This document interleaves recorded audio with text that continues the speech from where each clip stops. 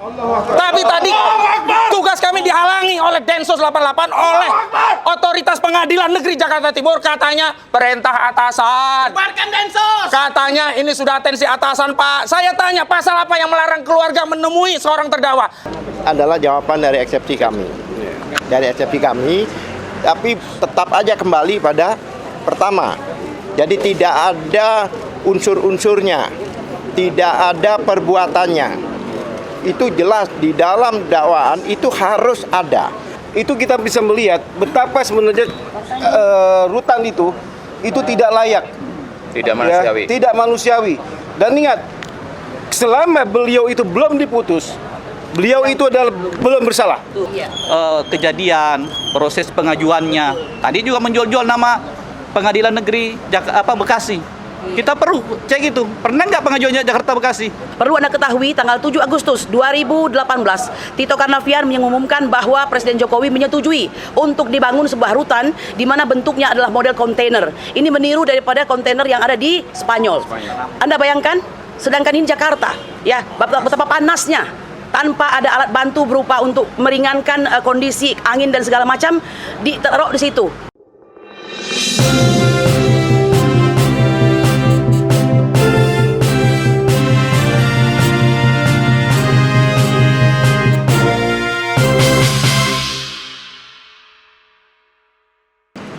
Assalamualaikum warahmatullahi wabarakatuh. Rasulullah Shallallahu Alaihi Wasallam bersabda, ada 3 kelompok manusia yang bisa memberikan syafaat di akhirat. Yang pertama adalah para nabi, yang kedua adalah para ulama, yang ketiga adalah para syuhada. Oleh karena itu, kita sebagai umat manusia jangan sampai di akhirat nggak mendapatkan syafaat akibat benci kepada Nabi, akibat benci kepada ulama, dan akibat menzalimi ulama, akibat anti syuhada. Itu aja pesan saya, agar jangan sampai kita di akhirat tidak mendapatkan syafaat. Siapa yang tidak mendapatkan syafaat, itu udah pasti masuk neraka, naudzubillah min dzalik. Itu aja pesan saya kepada saudara di seluruh Indonesia, baik Anda penguasa maupun rakyat. Khawatirlah akhirat kalian, walal akhiratu khairul laka minal ula. Akhirat lebih baik daripada dunia. Dunia sementara, akhirat selamanya. Amin. Iya. Bismillahirrahmanirrahim. Assalamualaikum warahmatullahi wabarakatuh. Kawan-kawan, saya ingin konfirmasi bahwa yang dimaksud obstruction of justice, Bu, jadi saksi dulu Bu sini. Itu bukan hanya terjadi pada kasus Sambo. Hari ini kami tim kuasa hukum dari 3 Ustadz Ahmad Zain An-Najah, Ustadz Farid Okbat, Ustadz Anung Al-Hajat mengalami apa yang disebut dengan obstruction of justice. Saksinya ibu ini adalah istri dari Ustadz Anung Al-Hamad. Tadi berdua dengan ibu satunya tadi, beliau menjadi saksi. Kami sebagai kuasa hukum itu punya tugas, kewajiban sekaligus tanggung jawab untuk melakukan tugas pembelaan baik di dalam pengadilan maupun di luar pengadilan. Sampai ujung dunia juga lawyer diatur punya hak itu. Tapi tadi tugas kami dihalangi oleh Densus 88 oleh otoritas pengadilan negeri Jakarta Timur, katanya perintah atasan. Bubarkan Densus. Katanya ini sudah atensi atasan, Pak. Saya tanya, pasal apa yang melarang keluarga menemui seorang terdakwa? Pasal apa yang menghalangi seorang pengacara untuk mendampingi keluarga menemui keluarga? Saya sudah minta, Pak, 5 menit saja. Tidak perlu 1 jam, tidak perlu 1 hari, 5 menit saja. Tapi tetap saja ya, tindakan dari pengadilan tadi, satpam pengadilan, dan juga dikawal oleh Densus 88, tidak mengizinkan beliau untuk menyampaikan sesuatu yang sifatnya privasi, yang tentu tidak mungkin saya wakili. Ini adalah hal yang bersifat privasi.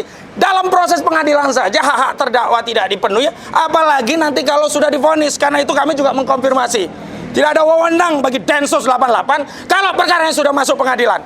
Jadi kepada Pak Kapolri, tertibkan anak buah Anda Pak Kapolri, dan saya minta seruan kepada Mahkamah Agung Indonesia. Saya ingin lembaga Mahkamah Agung, lembaga peradilan ini adalah benteng terakhir untuk mencari keadilan. Kami tidak memiliki keadilan lagi di negeri ini. Kami masih punya kepercayaan kepada Mahkamah Agung, di mana pengadilan-pengadilan yang ada di seluruh Indonesia di bawah kewenangan Mahkamah Agung. Karena itu, kepada Yang Mulia Ketua Mahkamah Agung Republik Indonesia, tolong penuhi hak-hak terdakwa, keluarga terdakwa. Mereka tidak mau minta lebih, hanya pengen ketemu 5 menit saja tidak diberi. Ini yang disebut obstruction of justice.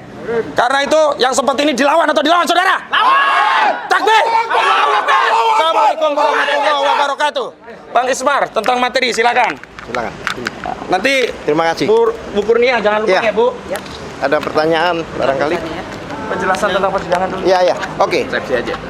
Kami jelaskan dalam persidangan ini kan adalah jawaban dari eksepsi kami.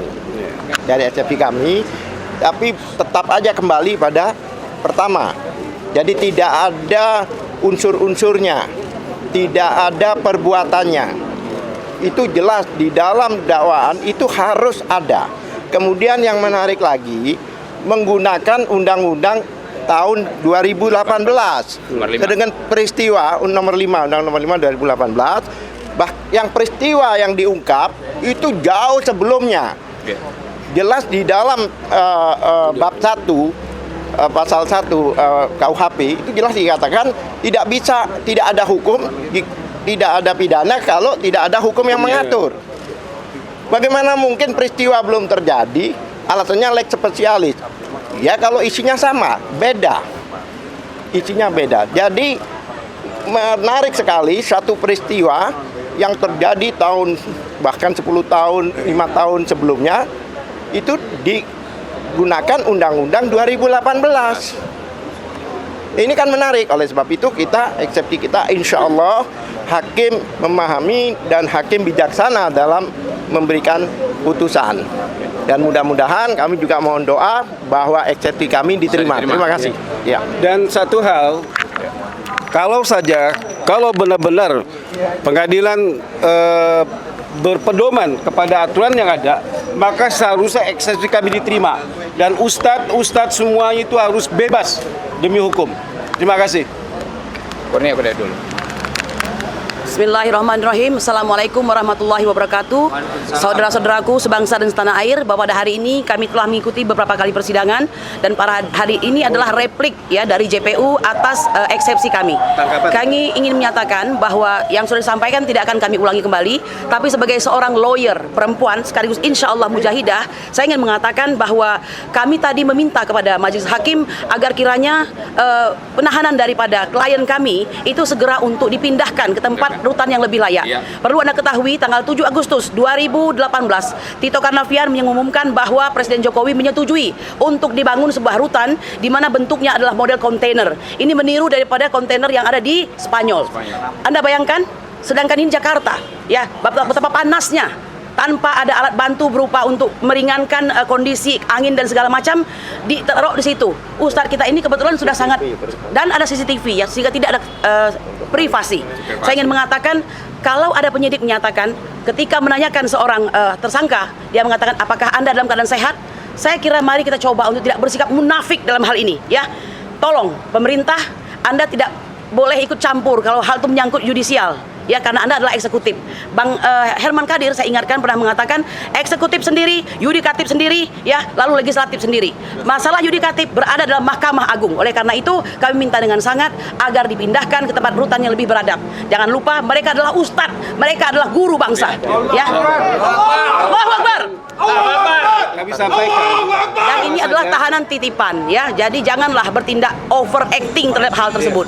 Oke, saya kira itu dari saya. Silakan yang lainnya. Terus satu lagi ya, tadi Ustadz mengatakan ya bahwasannya beliau itu sudah turun badannya itu 12 kilo. Bayangkan cuma ya semenjak penahanan di Cikeas, gitu loh. Itu kita bisa melihat betapa sebenarnya rutan itu tidak layak, Tidak manusiawi. ya, tidak manusiawi.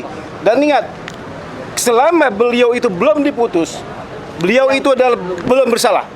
Ya, tidak ada ketentuan bahwa saja beliau harus diperlakukan sebagai narapidana. Ya, sekarang ini beliau masih orang bebas. Cuma keadaannya saja, ya presumption of innocence itu harus kita tegakkan. Ya. Jadi sekali lagi kami mohon kepada Densus untuk tidak memperlakukan beliau-beliau itu sebagaimana yang kita dapatkan sekarang ini. Terima kasih. Ini kan tadi saya juga sempat wawancara dengan salah satu istri Ustadz mengatakan bahwa penjara Cikeas itu CCTV-nya itu dipasang di kamar mandi. Ya, betul. Ruangannya itu kontainer dan kalau misalnya udara panas itu sangat panas. Oh, panas, betul. Jadi itu bisa berpotensi untuk pelanggaran HAM ya. Iya, bisa, bisa, jelas betul. sekali. Sudah jelas. Oleh karena Ada itu kami meminta ada namanya ya, PAMI pers juga harus ikutlah di dalam Ya, penegakan jadi hukum dan keadilan ini kan begitu. Saya tambahkan, saya tekankan pendapat kami soal penahanan ya, sistem penahanan di Cikeas itu memang menurut kami sangat tidak manusiawi dan ini jelas-jelas melanggar undang-undang hak asasi manusia, juga udah melanggar undang-undang KUHAP ya. KUHAP juga jelas melanggar hak asasi para terdakwa ini sangat tidak diperhatikan ya. Nah, oleh sebab itu kami sudah 2 kali memohon kepada pihak majelis untuk segera dipindahkan ya, tapi belum ada tanggapan secara serius dan sekali lagi kami atas nama rekan-rekan memohon untuk segera dipindahkan para terdakwa ini. Ya, terima kasih. Dan tadi dalam sidang pun kami sudah meminta kepada majelis hakim untuk segera memindahkan ketiga ustadz ini keluar Cikeas, Ya. ke rutan yang biasanya yang biasa dipakai, Ya, bisa. ya, ke rutan Salemba atau ke rutan Cipinang atau mungkin kembali lagi ke Polda, ya, di situ lebih manusiawi. Itu tadi kami sudah katakan lagi sama hakim, majelis hakim kembali mengatakan kami pertimbangkan, tapi Ya. sampai sekarang belum ada Ya. dikabulkan. Lalu langkah apa yang akan dilakukan kalau misalnya sampai minggu depan para ustadz tersebut masih ditahan di rumah tahanan Cikeas? Kami akan berkoordinasi dengan kami akan laporkan ke Komnas HAM. Ya, kami segala institusi yang terkait dengan ini akan kami lakukan. Termasuk juga ke Mahkamah Agung. Termasuk ke Mahkamah Agung juga kami akan juga protes. termasuk Komisi 3. Komisi 3 DPR Ya. RI. Dan itu terus terang, kita itu sebenarnya rugi. Beliau-beliau itu adalah orang-orang soleh. Orang soleh. Ya, Guru bangsa. bayangkan, Dr. Zain Anaja itu doktor. Ya, Ustadz Anu Alamat itu doktor. Dan Ustadz Farid Okbah sendiri itu beliau adalah murid kesayangan, murid cerdas dari Syekh Utsaimin, yang orang-orang Indonesia tahu siapa beliau itu. Ya, jadi sebenarnya ini adalah kerugian buat kita, ya, buat umat Islam khususnya. Terima kasih. Ya, Ustaz. Udah cukup ya. Pak Ismar. Pak Ismar. Cukup ya. Baik, saya mungkin Pak cuma Isman. hanya menanggapi tadi masalah kewenangan mengadili. Tadi itu tidak dijawab secara detail oleh pihak JPU. JPU. Dalam hal ini masalah tentang surat edaran Mahkamah Agung ya, nomor 146 kalau nggak salah, tentang penunjukan Pengadilan Negeri Jakarta Timur sebagai tempat untuk dilakukan persidangan. Nah, itu sangat jelas tadi tidak dijawab tentang perihal mengenai bahwa surat itu dikeluarkan katanya kan berdasarkan surat dari kejaksaan atau pengadilan negeri untuk diajukan kepada Mahkamah Agung ya. Perlu kita tahu bahwa surat itu tertanggal 14 Mei 2022. Pada saat itu Ustadz Farid di tanggal tersebut masih dalam proses penyidikan. Ya. P21-nya itu tertanggal 23 Juli 2022. Jadi sangat lucu seorang jaksa, dalam hal ini Kejaksaan Negeri Jakarta Timur, mengajukan surat permohonan kepada Mahkamah Agung. Padahal beliau belum berwenang terhadap kasus ini karena masih proses penyidikan. Aneh itu. Ini suatu kebohongan. Ini yang salah satunya harus dilakukan penyidikan dan penyelidikan. Ini bisa jadi adalah suatu tindakan yang seperti yang dilakukan sekarang kemarin terlihat obstruction of justice. Ya, ada rekayasa kasus. Saya semakin berkeyakinan dengan adanya permasalahan ini tadi tidak ditanggapi dengan secara detail oleh mereka. Ya, mengenai proses tanggal kejadian, proses pengajuannya. Tadi juga menjual-jual nama Pengadilan Negeri Bekasi. Kita perlu cek itu. Pernah nggak pengajuannya Jakarta Bekasi? Pengadilan Negeri Bekasi. Malah menyampaikan bahwa ada keresahan di masyarakat Bekasi. Tidak ada. Apa ya masih? Ya, malah mereka resah karena ustadznya ditangkap. Bukan karena beliau ini mungkin meresahkan siapa. Ini hal-hal yang memang betul-betul harus dilakukan penyelidikan dan penyidikan.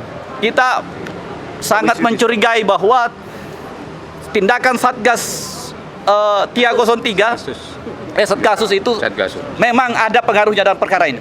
Ya, sangat semakin kelihatan. Dan tolong masalah biaya-biaya ataukah dana-dana yang dikeluarkan negara untuk melakukan penyelidikan ini tolong dilakukan audit baik terhadap Densus 88 Audit maupun forensik. terhadap Satgasus.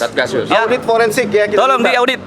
Ini betul-betul ini saya secara pribadi telah mengeluarkan pembayaran terhadap negara ya sebagai pajak. Tolong itu disidik semua itu apa-apa yang kami keluarkan itu betul-betul diperuntukkan untuk negara, untuk kebaikan bersama. Bukan untuk menghancurkan umat Islam sendiri. Ya. Barakallahu fiik. Allahu Akbar. Allahu Akbar. Satu kata dari saya bahwa peradilan ini adalah indikasi, merupakan contoh bahwa peradilan sesat seperti inilah. Ya, karena sesuai dengan diungkapkan oleh rekan kami tadi, prosedur peradilan, prosedur hukum banyak yang sekali dilanggar. Dari segi HAM, dari segi KUHAP, dari segi undang-undang terorisme sekalipun, ya, di mana mereka ustadz kita itu jelas-jelas tidak ada unsur atau indikasi sebagai seorang teroris sekalipun, ya, tapi tetap dipaksakan untuk ditahan dan diadili. Demikian tambahan saya. Satu hal tadi yang sangat menyakitkan. Ya, ada di titik mereka menyampaikan bahwa pengharapan umat terhadap berdirinya syariat Islam ala munhajun nubuwah itu adalah keinginan daripada jamaah Islamiyah. Astagfirullahaladzim. Dan Itu adalah dalam Islam itu sangat diharapkan hal itu. Ya, itu adalah ajaran Islam. Hanya prosesnya itu yang kita harus tahu seperti apa. Kalau dalam Islam itu kan dinyatakan bahwa itu diperjuangkannya juga kan sesuai dengan aturan hukum yang ada, yaitu memberikan dakwah kepada umat. Kita harus mempersiapkan diri hadirnya khilafatul minhajun nubuwah Tanpa melanggar kode hukum. Dan itu sudah dilaksanakan oleh bapak-bapak pendiri bangsa, betul Ustaz. yang merumuskan Piagam Jakarta pada tanggal 21 Juni 1945, jauh sebelum adanya Jamaah Islamiyah. Nggak ada hubungan dengan Jamaah Islamiyah. Jadi Islamofobia sangat jelas. Semua syarat-syarat Islam yang sudah dilakukan oleh baik pendiri bangsa maupun kita-kita ini yang sudah hadir pada saat-saat sekarang ini, itu semuanya dianggap sebuah tindakan kriminal. Ini menyakitkan buat umat Islam, ya. Camkan itu. Itu luar biasa. Saya ingatkan terakhir ya kepada seluruh yang bersidang bahwa nanti ada pengadilan akhirat. Pengadilan akhirat yang bisa menjadi pembela di sana, yaitu pemberi syafaat hanya para nabi, para ulama, dan para syuhada. Justru kita berharap dengan ketiga ulama al-mukarram yang sekarang diadili ini, bersikaplah, ingatlah bahwa nanti di akhirat siapa yang akan membela kalian? Ya, tiga orang ini yang bisa membela. Kalau berbuat buruk kepada mereka, ya apa mungkin nanti dibela di hari kiamat. Pengadilan akhirat pasti akan terjadi. Tidak akan ada yang lolos satu orang pun.